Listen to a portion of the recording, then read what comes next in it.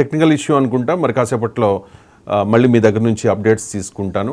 తిరుపతి నుంచి మున్రాజు కనెక్ట్ అయి ఉన్నారు. తిరుపతిలో నిన్న చంద్రగిరి టీడీపీ అభ్యర్థి పులవర్తి నానిపై దాడి జరిగింది. ఆయన కారు అద్దాలను కూడా ధ్వంసం చేశారు. ఆయన బాడీ గార్డ్ని కూడా కొట్టిన పరిస్థితి. ఈ నేపథ్యంలో తిరుపతిలోని స్విమ్స్లో ప్రజెంట్ పులవర్తి నాని చికిత్స పొందుతూ ఉన్నారు. మా ప్రతినిధి మునిరాజు కనెక్ట్ అయి ఉన్నారు. అక్కడ ఉన్న తాజా పరిస్థితిని వివరించేందుకు. మునిరాజు, ఏంటి పరిస్థితి? రవి, పోలింగ్ రోజు చోటు చేసుకున్నటువంటి దాడులు ప్రతి దాడులకు సంబంధించి చంద్రగిరి నియోజకవర్గంలో ఇంకా కొనసాగుతూనే ఉన్నాయి. ముఖ్యంగా నిన్న సాయంత్రం పులివర్తి నాని, టీడీపీ అభ్యర్థి అయినటువంటి పులివర్తి నాని స్ట్రాంగ్ రూమ్స్ కి వెళ్లి పరిశీలన చేసి తిరిగి వస్తుండగా వైఎస్ఆర్సీపీకి చెందినటువంటి జెడ్పీటీసీ భర్త భానుప్రకాష్ రెడ్డి నేతృత్వంలో పులివర్తి నానిపై పూర్తి స్థాయిలో దాడి చేశారు. ఈ దాడిలో ఆయన త్రుటిలో ప్రాణాపాయం నుంచి తప్పించుకోగలిగినారు. దీనికి ప్రధానంగా గన్మ్యాన్ అప్రమత్తమై గాల్లోకి కాల్పులు జరపడంతో ఈ ఆయనకి ప్రాణాపాయం తప్పిందని చెప్పుకోవచ్చు. అలాగే గన్మ్యాన్ తో పాటు ఆయన డ్రైవర్ కూడా తీవ్ర గాయాలయ్యాయి. వీరంతా కూడా ప్రస్తుతం స్విమ్స్ ఆసుపత్రిలో చికిత్స పొందుతున్నారు. వీరికి వైద్యం అందిస్తున్న డాక్టర్లు ప్రాణాపాయం లేదని స్పష్టం చేశారు. అయితే మరో 2 రోజుల పాటు ఆయన హాస్పిటల్లో ఉండాల్సిన పరిస్థితి ఉంటుందని కూడా డాక్టర్లు కాసేపటి కిందటే ప్రకటన చేశారు.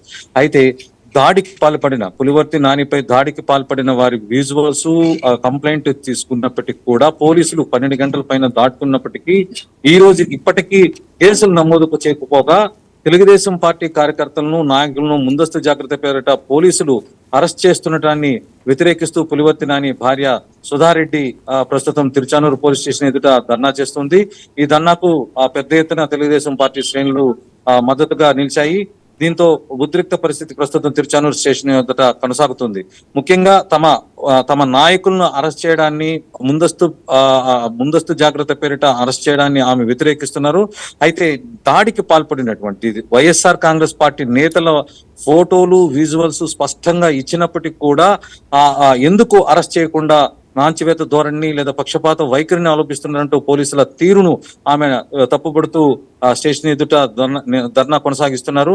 అయితే ఉన్నతాధికారులకు చెప్పి వారి సూచనల మేరకు మేము యాక్షన్ తీసుకుంటాం, ఎటువంటి పరిస్థితుల్లో కూడా ఎవరిని ఉపేక్షించే పరిస్థితి లేదని పోలీసులు చెప్తున్నప్పటికీ కూడా వాస్తవ రూపం దాల్చట్లేదనేసి అని చెప్పి ఆమె నిరసన కొనసాగిస్తున్నారు. దీంతో ఎటువంటి చర్యలు తీసుకుంటారనే దానిపైనే ధర్నా కొనసాగుతుందా లేదన్న పరిస్థితి కొనసాగుతుంది. దీంతో చంద్రగిరి నియోజకవర్గంలో ఈ ఉద్రిక్త పరిస్థితి అక్కడక్కడ గ్రామాల్లో తెలుగుదేశంతో పాటు వైఎస్ఆర్ కాంగ్రెస్ పార్టీకి చెందిన నేతలు పరస్పర దాడులకు సిద్ధమైన నేపథ్యంలో వర్గంలో పోలీసుల అప్రమత్తత అయితే కొనసాగుతున్నారు. అయితే ఏ క్షణాన ఏం జరుగుతుందన్న భయం మాత్రం తెలుగుదేశం డామినేటెడ్ ఏరియాలోనూ, అలాగే వైఎస్ఆర్ కాంగ్రెస్ పార్టీకి చెందినటువంటి గ్రామాల ఆధిపత్యంలో ఉన్నప్పటికీ కూడా ఈ ఉద్రిక్త పరిస్థితులు అయితే కొనసాగుతూనే ఉన్నాయి. వీటికి ఎప్పుడు ముగింపు పలుకుతుందనే దాని మీద మాత్రం ఖచ్చితంగా ఎన్నికల టైంలో జరిగిన ఘర్షణలు కొనసాగుతూనే ఉన్నాయి. అంటే ఒకరి మీద ఒకరు ఆరోపణలు చేసుకుంటూ ఉన్న పరిస్థితి. ఇది వైఎస్ఆర్ కాంగ్రెస్ పార్టీ వాళ్ళ పని అని చెప్పి తెలుగుదేశం వాళ్ళు ఉద్దేశపూర్వకంగా చేస్తూ ఉన్నారు అని చెప్పి వైఎస్ఆర్ కాంగ్రెస్ పార్టీ ఆరోపణలు చేసుకుంటూ ఉన్న పరిస్థితుల్లో అంటే ఓటమి చెందుతాము అనే భయంతోనే వైఎస్ఆర్ కాంగ్రెస్ పార్టీ ఈ విధంగా చేస్తోంది అని తెలుగుదేశం చెబుతూ ఉంటే సేమ్ అదే ఆరోపణ చేస్తూ ఉన్నారు వైఎస్ఆర్ కాంగ్రెస్ పార్టీ నాయకులు కూడా. సో అంటే ఎవరు గెలిచినా ఎవరు ఓడిపోయినా అది సహజం రాజకీయాల్లో. కానీ ఈ ఘటనల్ని ఏ రకంగా చూడాలి అంటే ఏంటి అసలు అంటే పోలింగ్ పరిస్థితిని పరిశీలించిన తర్వాత మాకు ఓటమి వస్తుంది అని చెప్పి ఎక్స్పెక్ట్ చేసి ఈ రకంగా కక్షపూరిత దాడులు చేస్తూ ఉన్నారు అనుకోవాలా? అంటే చాలామంది ఇప్పటికే అంచనా వేస్తూ ఉన్నారు పోలింగ్ శాతాన్ని బట్టి, లేకపోతే పోలింగ్ జరిగిన తీరును బట్టి మేము గెలవబోతూ ఉన్నాం, మాకు అంతగా పరిస్థితి అనుకూలంగా లేదు అని చెప్పేసి. సో ఈ ఘటనలు అన్నీ చూస్తూ ఉంటే ఎస్పెషల్లీ ఇన్ చంద్రగిరి నియోజకవర్గం ఇది దేనికి సంకేతం?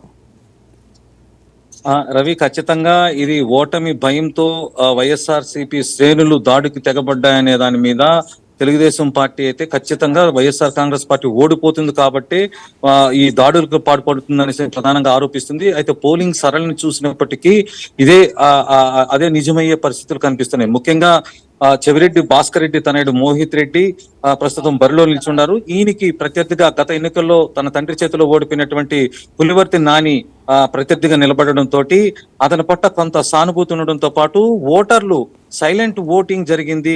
పెద్ద ఎత్తున ప్రతి పోలింగ్ స్టేషన్ వద్ద కూడా పెద్ద ఎత్తున ఓటర్లంతా బారులు తీరి తమ సమయం 2 గంటలు 2.5 గంటకు పైగా వేచి చూసి ఓటింగ్ జరపడాన్ని బట్టి తెలుగుదేశం అనుకూలం అని చెప్పి భావిస్తుంది. అయితే వైఎస్ఆర్ శ్రేణులు కూడా 11 గంటల తర్వాత తమకు అనుకూలంగా లేదు, పోలింగ్ సరళి చూశాక తమకు అనుకూలంగా లేదనేసి ఒక ఇండికేషన్ తోటి వాళ్ళు పూర్తి అగ్రెసివ్ గా తిరగలేని పరిస్థితి, అంటే కంప్లీట్ గా పోలింగ్ కేంద్రాలను పరిశీలించడం కానీ ఇవన్నీ కూడా తగ్గించుకున్నారు. దీనికి ప్రధాన కారణం చెవిరెడ్డి బాపిరెడ్డి బరిలో ఉంటే ఖచ్చితంగా గెలుపు తమదే అనేసిన భావన ఆ పార్టీ వర్గాల్లోనే వ్యక్తం అవుతుంది. అయితే తన తనయుడు నిలబెట్టడం వల్ల ఆ వ్యతిరేకత, ప్రభుత్వ వ్యతిరేకత తోడు తన కొడుకు అంటే యంగ్స్టర్ గా ఆయన అందరినీ ఆకట్టుకోలేకపోయాడనే భావన వైఎస్ఆర్సీపీ వర్గాల్లో వ్యక్తమవుతుంది. దీంతో అంటే సామాజిక వర్గాల నేపథ్యం కూడా ఈ ఘర్షణల వెంట స్పష్టంగా కనిపిస్తుంది. ముఖ్యంగా కమ్మ సామాజిక వర్గానికి ప్రతినిధిగా పులివర్తి నానిని భావిస్తుంటే రెడ్డి సామాజిక వర్గానికి సంబంధించి మోహిత్ రెడ్డిని భావిస్తున్నారు. అయితే ఈ గ్రామాల ఆధిపత్యం జనరల్ గా కూచివారిపల్లిలో పోలింగ్ రోజు జరిగినటువంటి దాడి లేదా మోహిత్ రెడ్డి నిర్బంధం తర్వాత ఈ ఘటనకు ప్రతిగానే వైఎస్ఆర్ కాంగ్రెస్ పార్టీ నిన్న పోలింగ్ స్ట్రాంగ్ రూమ్ నుంచి వెలుపలకు వచ్చినటువంటి పులివర్తి నాని పైన దాడికి దిగింది. ఈ దాడికి ప్రతిగా ఇమ్మీడియట్లీ తిరుపతి చంద్రగిరి నియోజకవర్గంలోని టీడీపీ శ్రేణులు నాయకులంతా కూడా వెళ్లి ప్రతి దాడులకు పూనుకోవడం తోటి ఈ ఘర్షణ పూరిత ఉద్రిక్త పూరితమైనటువంటి వాతావరణం ఇంకా కొనసాగుతుంది. అయితే పోలీసులు కేసు నమోదు చేసినప్పటికీ కూడా ఇప్పటికీ వైఎస్ఆర్ కాంగ్రెస్ పార్టీకి అంటే దాడికి పాల్పడినటువంటి వ్యక్తుల ఫోటోలు విజువల్స్ స్పష్టంగా ఉన్నప్పటికీ కూడా ఇప్పటికీ వాళ్ళని అరెస్ట్ చేయకపోవడాన్ని తెలుగుదేశం పార్టీ శ్రేణులు ముఖ్యంగా పులివర్తి నాని భార్య సుధారెడ్డి తిరుచానూరు పోలీస్ స్టేషన్ ఎదుట ధర్నా దిగడానికి ప్రధాన కారణంగా ఉంది.